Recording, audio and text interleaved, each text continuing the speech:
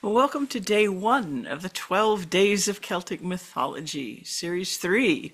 I can't believe I just said Series 3. I hope you had a nice solstice. Over the next 12 days, I'm going to be telling some stories, which make up one twisted corner of the web of Celtic myth. I'll be using them as points on a map as I guide you along some of the scenic routes of Celtic lore. Now, here's a story, or the start of one. Bran, son of Fival, was king with a beautiful fine court in the midst of a beautiful Ulster plain. He ruled where his father before him had ruled. Bran himself was young and strong, and he surrounded himself with brave companions and beautiful women. But his gaze often rested on the place of honor where his druids sat, and his father's old prophetess often sat among them. His eyes often rested on her as that group spoke quietly together. No one dared to ask what secrets they shared. Bran himself dreamt of otherworldly adventures. Such things held a greater fascination for him than courtship or cattle raiding. He felt a distant longing. On one cold winter night, the warriors were assembled in Bran's hall, drinking and carousing. Each man told of his exploits with as much exaggeration as his friends would let him get away with. The poets entertained with stories and fine verses in praise of Bran's bravery and generosity. It was like that most evenings in winter, but somehow on this night, the air seemed to hold a special charge. The lamps were brighter than usual, their glow more golden. The mead poured out by the women tasted sweeter than before, and the drunkenness it produced seemed to heighten the senses rather than dull them.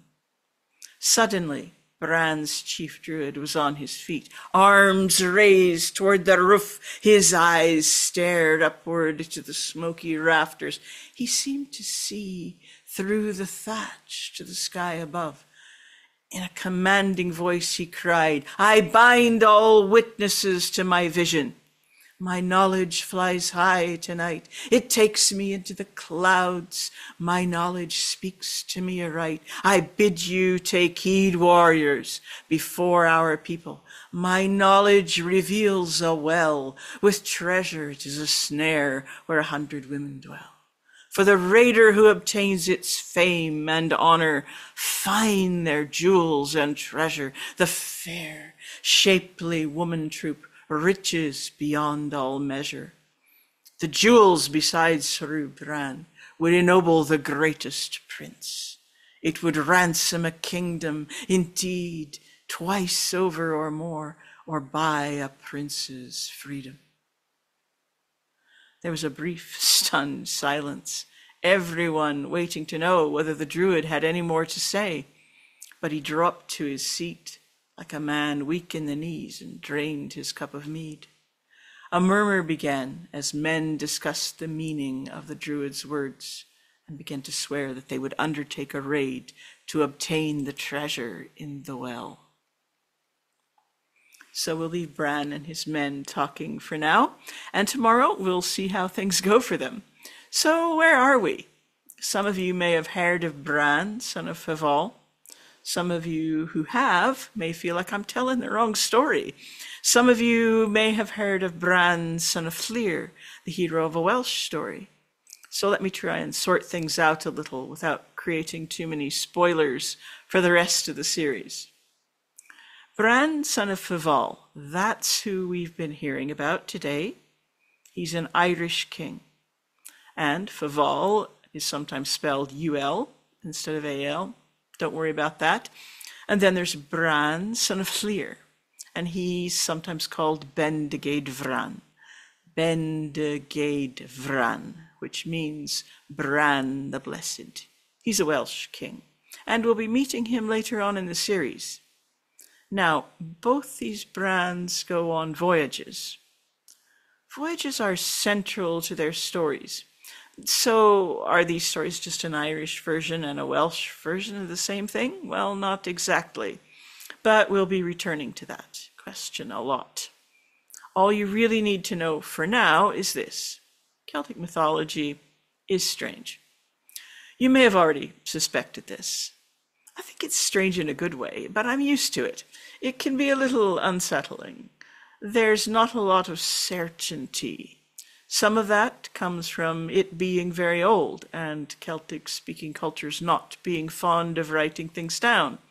So when things finally got written down in medieval times, how can I put this? I don't want to say something like it was almost too late, but we can definitely say that we don't get a very clear picture of what was going on in pre-Christian Celtic culture. There are a lot of gaps in our knowledge, and it seems like there were some gaps in the knowledge of the scribes who finally did write things down. If you're interested in the process by which these ancient stories reached us, you might want to look at a video of mine called Is Celtic Myth Real?, where I try to answer those questions. I'll link it at the end of this video. So that's part of what makes Celtic myth the way it is. But my opinion is that it's also the nature of early Celtic modes of thought to prefer things to be a bit fluid. That can be frustrating to modern people. We're beset by two forms of fundamentalism these days. On the one hand, especially in the US, there's a strong tradition of Christian fundamentalism, which says that the Bible is literal truth. And we all know the lengths people will go to try to defend that worldview. But on the other hand, a lot of people have a similar attitude to science. They think if someone publishes a piece of research, that research contains literal, immutable truth. It proves something. Of course, if you're an actual scientist, you know that things aren't that simple. Repeating the same research or experiment might not yield the same results. Or someone comes along 10 years after you with a more advanced theory, and your theory bites the dust. My point is just that we're trained by our social norms to expect certainty. You can't expect that from Celtic myth, and you can't expect it from attempts to understand the history of archaeology concerning Celtic cultures. I don't want to make it sound like we can't know anything, but you need to be very patient and studious. Choose your sources of information and your teachers carefully, and expect that your own interpretation of things will also be fluid over time. So I want to take a moment to look at some art from different Celtic cultures and periods. I'm not an art historian, so this is just a look to give you an idea of what I mean by certainty versus fluidity. So compared to their Greek and Roman neighbors, Celtic art was generally less representational. So these two sculptures aren't far apart in time. The artists are obviously both very skilled, but while the classical style aims for realism, the Celtic sculptor is aiming for something else. Perhaps we could say he's more interested in conveying an abstract idea of an ideal hero, rather than idealizing a real man. Or maybe as a sort of caricature, this is a really good likeness of an individual who was known at the time. We don't know. But it seems likely that either sculptor probably had the skill to produce a portrait in the other guy's style. They made a different choice based on ideas we can't quite fathom, but it suggests a Celtic tendency away from classical realism. We could see something similar here. The statue known as the Glauberg Prince, he may be a prince, perhaps one who was deified in life or after death. He may be some kind of priest or druid, based on this leaf crown headdress, which some historians believe suggests a supernatural element. He could be a god. Of course, Apollo, we know, is a god. Both statues are quite realistic and detailed in their way, but the Celtic one is less realistic. Celtic artists are still using a similar style to depict faces 600 years later. But if you look at the face on this man-headed horse, it also has something suggestive of a leaf crown. Horses don't have ears like that.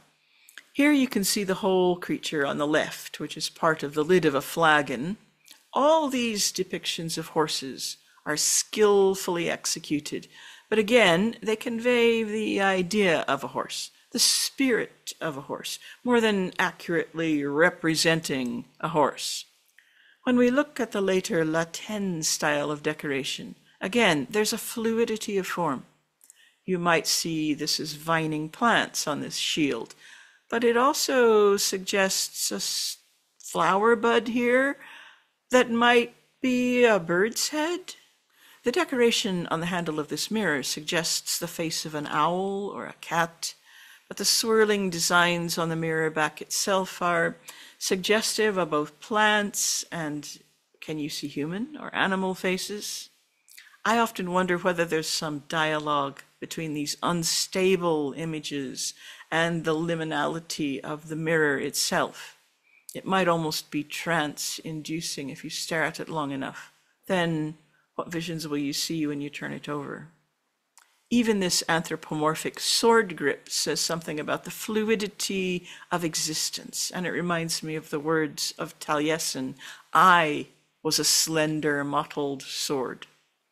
And who knows what's going on with these birdmen who seem to be carrying a head. Can you see that head between their beaks? Or perhaps they're fighting over the head.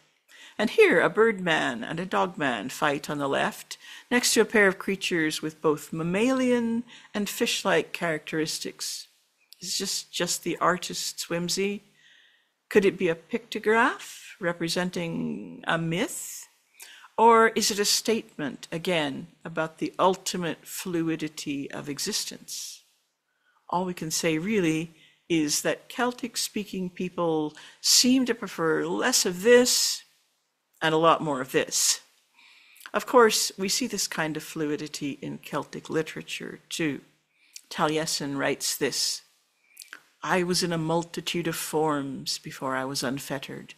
I was a slender, mottled sword made from the hand. I was a droplet in the air. I was a stellar radiance of the stars." And the famous song of Avergeen confirms it. "I am a stag of 7 combats. I am a hawk on a cliff. I am a teardrop of the sun. I am fair. I am a boar for valor. I am salmon in a pool. I am a lake on a plain. I am the excellence of arts. I am a spear that wages battle with plunder. I am a god who forms subjects for a ruler." So here's today's question. What kind of person are you? Are you frustrated by the lack of certainty in Celtic texts? Does it make you a bit anxious? Or does it excite your curiosity? Do you love the way it's kind of like looking into a kaleidoscope? Or maybe you think I'm wrong, in which case I guess you'll need to explain why. If you think we can nail everything down and have certainty with Celtic material, please tell me why you think that. So thanks for watching. Tomorrow we'll find out what happens to Bran, son of Faval. Bye-bye for now. If you're enjoying this series, why not take one of my online classes? There's almost always something on offer. Some classes have tiered pay what you can pricing, and there are usually a few scholarships available for the more expensive classes. To get notifications about classes and about scholarships when they're announced, you can go to my website and subscribe to my newsletter or follow me on my Patreon page.